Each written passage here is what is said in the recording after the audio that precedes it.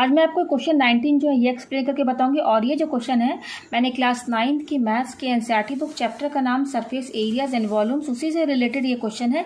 और ये जो क्वेश्चन है मैंने उस सैम्पल पेपर की बुक से लिया है। ये उस सैम्पल पेपर की बुक है मैथ्स की। आप देख सकते हैं क्वेश्चन बोर्ड टर्म 2 2012 सेट 01 कोई क्वेश्चन आ चुका है। थोड़ा डिफरेंट टाइप का क्वेश्चन है। तो क्वेश्चन क्या कह रहा है, the volumes of two sphere are in the ratio of 64:27, find their radii if the sum of their radii is 21 centimetre. यहाँ रेडी का मतलब क्या, रेडियस है। तो यहाँ पे क्या बोला है कि यहाँ पे दो स्फीयर हैं, ठीक है ना।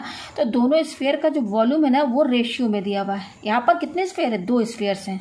स्फीयर किसे कहते हैं, आप बॉल देखते हैं ना, क्रिकेट बॉल, तो ये सब क्या है, 3 डायमेंशनल शेप के होते हैं क्रिकेट बॉल। तो उसी को स्फीयर कहा जाता है, ठीक है ना। तो यहाँ पर दो स्फीयर हैं, उनका वॉल्यूम का रेशियो ये दिया हुआ है 64:27। और यहाँ पर हमें क्या बताना, उसी दोनों स्फीयर का हमें रेडियस बताना है। और एक कंडीशन यहाँ पर ये बता रहा है यहाँ पर कि उन दोनों स्फीयर का जो रेडियस है, दोनों स्फीयर का, उन दोनों स्फीयर का जो रेडियस का जो सम है ना, सम ऑफ द रेडियस वो 21 सेंटीमीटर के बराबर है, ठीक है ना। यानी कि दोनों स्फीयर, कहने का मतलब कि दोनों स्फीयर का जो रेडियस है उन दोनों रेडियस का जो सम है वो 21 के बराबर यहाँ बताया हुआ। तो इसको डायग्राम से और अच्छे से समझ लेते हैं, ठीक है ना। तो यहाँ पर कितने स्फीयर है, 2 स्फीयर। क्वेश्चन में 2 स्फीयर की बात कर रहा है, कितना स्फीयर है, 2 स्फीयर है। तो यहाँ पर देखिए मैंने एक स्फीयर ये बना दिया, पहला स्फीयर है, ये सेकंड स्फीयर है। तो दोनों में से कोई एक छोटा या बड़ा होगा, कोई होगा ना, कोई तो बड़ा होगा कोई तो छोटा होगा, ठीक है ना।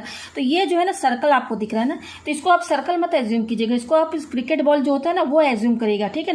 तो मैं तो बना नहीं सकती इसलिए मैंने सर्कल का शेप देकर यहाँ समझाया। तो ये आपका स्फीयर है क्रिकेट बॉल, जो कि 3 डायमेंशनल होता है। सर्कल मत समझिएगा इसको, ठीक है ना, सिंपल, क्योंकि सर्कल 2 डायमेंशनल होता है। तो पहले वाले स्फीयर का रेडियस R1 है, दूसरे वाले का R2 है।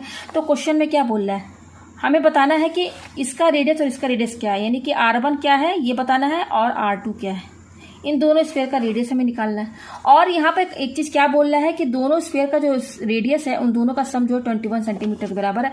यानी कि इसका स्फीयर का रेडियस क्या है, R1, और इसका क्या है, R2 है। तो क्वेश्चन में ही बोल दिया कि दोनों स्फीयर का जो रेडियस है उन दोनों का सम किसके बराबर है,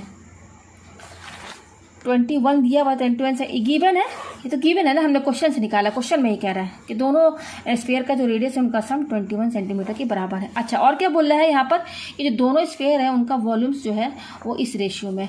तो देखिए हमारा पहला स्फीयर ये है, सेकंड स्फीयर ये है। तो पहला स्फीयर है तो इसका कोई तो वॉल्यूम होगा ना, उसको मैं V1 मान लेती हूँ। इसका भी कुछ वॉल्यूम होगा तो V2 मान लेते हैं।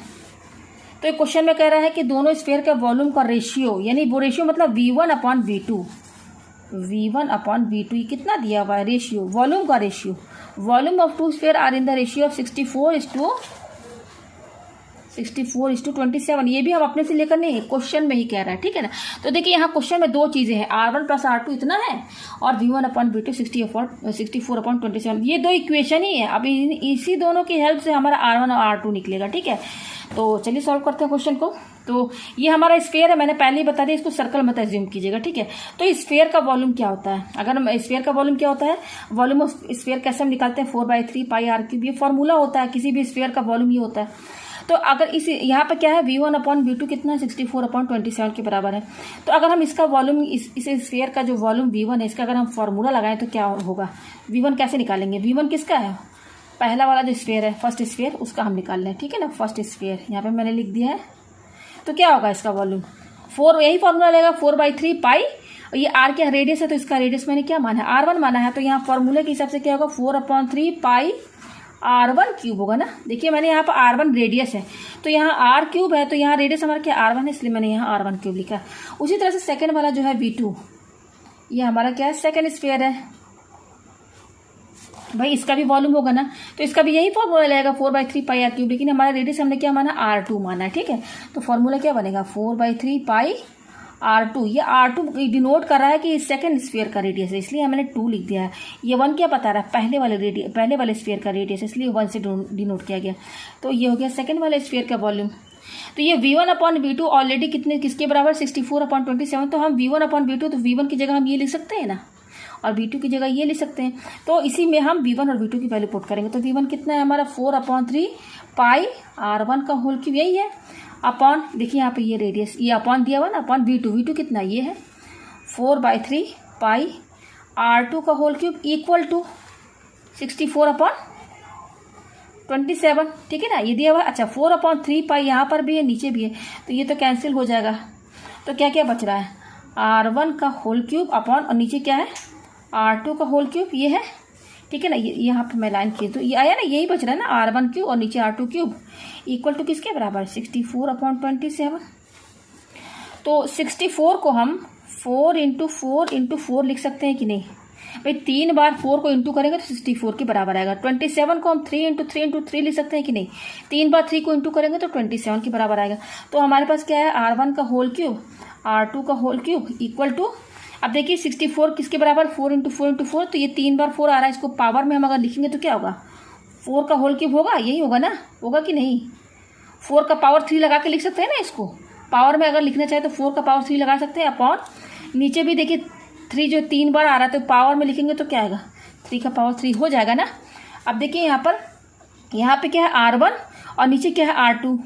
आप देख सकते हैं इसमें भी क्यूब लगा है पावर, इसमें भी क्यूब लगा है पावर। तो पावर एंड एक्सपोनेंट में आपने फॉर्मूला पढ़ा होगा कि अगर x का पावर m है और y का पावर n है, x बेस है यहाँ पर और y बेस है, यहाँ पावर क्या है, पावर इसका देखिए, इसका भी पावर m है, इसका भी पावर m है।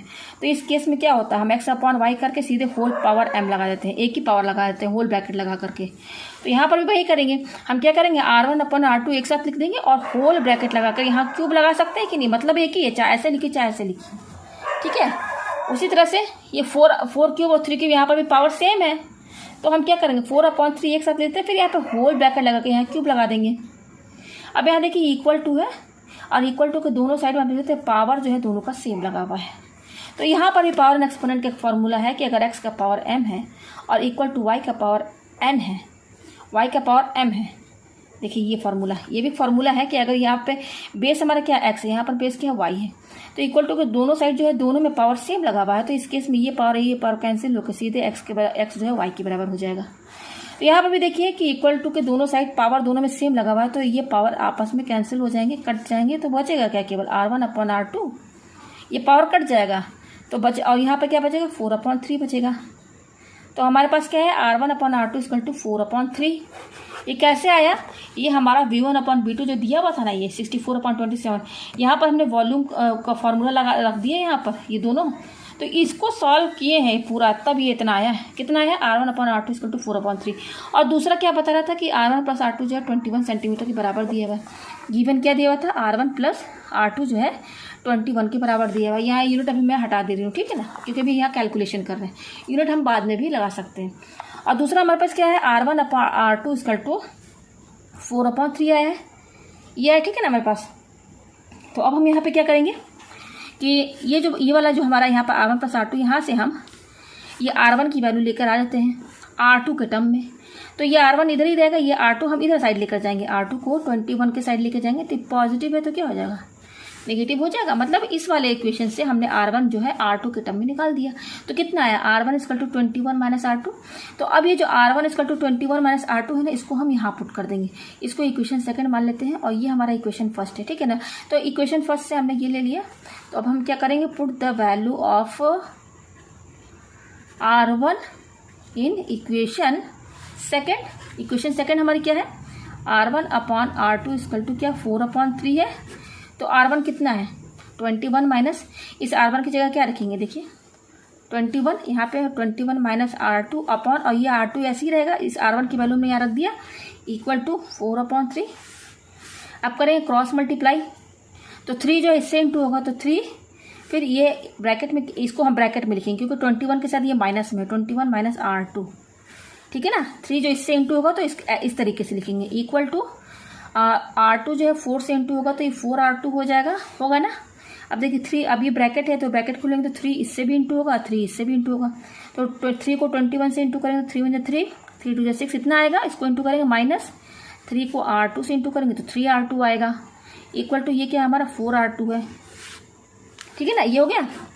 तब देखिए ये 3R2 है, इसका साइन निगेटिव है, तो इस टर्म को हम इधर साइड लेकर जाएंगे, क्योंकि ये भी R2 है, ये भी R2 है, तो इसको हम इधर लेकर जाएंगे, ठीक है ना। तो ये 63 अपनी ही जगह रहेगा, इक्वल टू ये भी अपनी ही जगह रहेगा, बस इसको हम शिफ्ट कर रहे हैं साइन के साथ, ये माइनस इधर जाएगा तो क्या हो जाएगा, प्लस हो जाएगा। तो 63 = 4 और 3, 4R2 3R2 दोनों जोड़ दीजिए तो 7R2 हो जाएगा। तो ये 7R2 इनके बीच में इंटू का साइन है, तो यहाँ से R2 की वैल्यू कैसे निकलेगी, ये 7 इधर आएगा, हमें तो R2 चाहिए ना, रेडियस पूछ रहा है ना, दोनों स्फेयर का हमें रेडियस बताना है। तो ये R2 यही रहेगा, ये 7 इंटू में इधर आएगा तो 63 के डिवाइड में चला जाएगा। भाई 7 क्या होगा, इधर आएगा तो डिवाइड में तो जाएगा, 7 9 जा 63, तो R2 हमारा कितना आया 9। अब क्योंकि यहाँ पर देखिए क्या चीज़ दिया हुआ था, सेंटीमीटर यूनिट ऑलरेडी बताया हुआ था कि दोनों स्फेयर का जो रेडियस है उनका सम 21 सेंटीमीटर बोला था, तो यहाँ यूनिट क्या लगेगा सेंटीमीटर, तो ये हमारा R2 आ गया। और R1 कैसे निकालेंगे, हम यहाँ से जो R1 निकाले थे इसमें हम R2 की वैल्यू पुट कर देंगे, ठीक है ना। तो R1 हमारा कितना था 21 माइनस R2, तो 21 माइनस R2 कितना आया है 9, यहाँ 9 रख दीजिए इसकी जगह पर। तो 21 में से 9 आप माइनस करेंगे तो कितना आएगा, ये आएगा हमारा 12, कितना आएगा ये हमारा, यस 12 आएगा, 12 सेंटीमीटर ये आ गया। तो R1 हमारा कितना आया 12 सेंटीमीटर और R2 कितना आया 9 सेंटीमीटर। तो यही रेडियस है दोनों स्फेयर का, ठीक है ना। तो ये रेडियस देखिए पहले स्फेयर का कितना है रेडियस 12 सेंटीमीटर और दूसरे वाले का 9 सेंटीमीटर। इसका मतलब कि पहला वाला स्फेयर हमारा बड़ा होगा, हमें तो पता नहीं था ना क्या रेडियस होगा। तो अब यहाँ रेडियस समझ में आ रहा है कि पहला वाला स्फेयर जो है दूसरे वाले से कंपैरिजन में ज़्यादा बड़ा है, ठीक है ना। और अगर चेक भी करना हो कि सही है कि नहीं, तो क्वेश्चन ने बता दिया कि दोनों रेडियस का सम इसके बराबर है। तो R1 और R2 यहाँ पर आप ऐड कर लीजिए, तो 12 और 9 जब हम ऐड करेंगे तो 21 के बराबर भी आ रहा है। तो इसका मतलब हमारा आंसर जो है सही आया है। जहाँ ना समझ में आया हो मुझे कमेंट करके ज़रूर बताएं।